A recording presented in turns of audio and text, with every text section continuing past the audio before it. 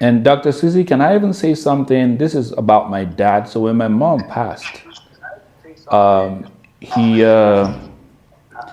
there was a lot going on, and it was a very toxic environment. He wouldn't let us, bury her where she was supposed to be buried and all that.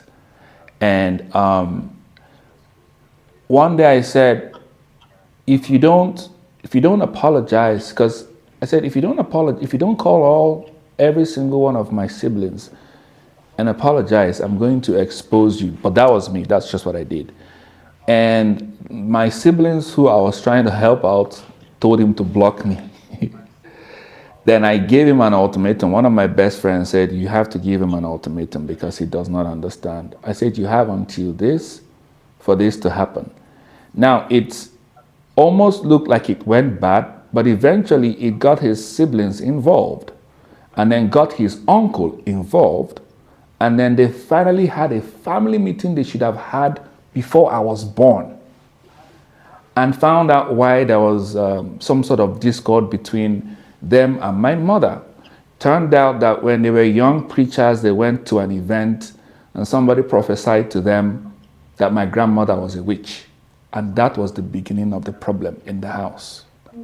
So it took them for her to have died and for me to have pushed for them to have a meeting they should have had before I was born. And maybe my mom would have still been alive. So I had to also say, hey, I need to stop communicating with you, Dad.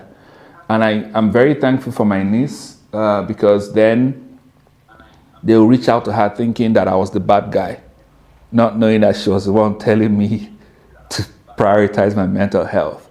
So I've seen where I had to sometimes draw the line and say, hey, I'm not going to continue doing this until you do this, this, and this. It took like months, but eventually it became profitable at the end of the day.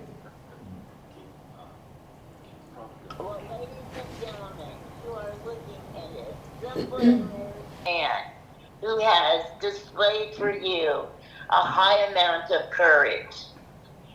We all have that courage inside of us, and we don't use it. And so think about how courageous that you must be to do some of these things.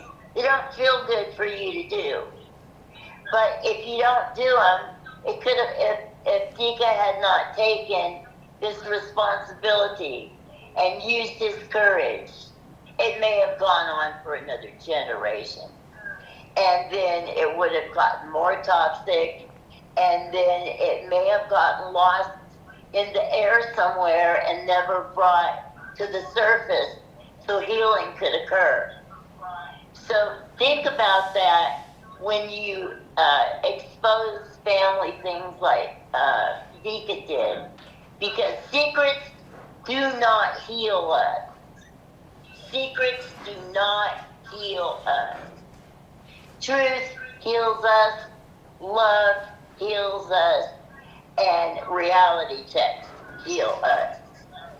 So think about your courage level and how maybe you could do just a little bit of exercise to build up your courage. And then when you come to a situation such as this, you'll be able to have the muscle to follow through.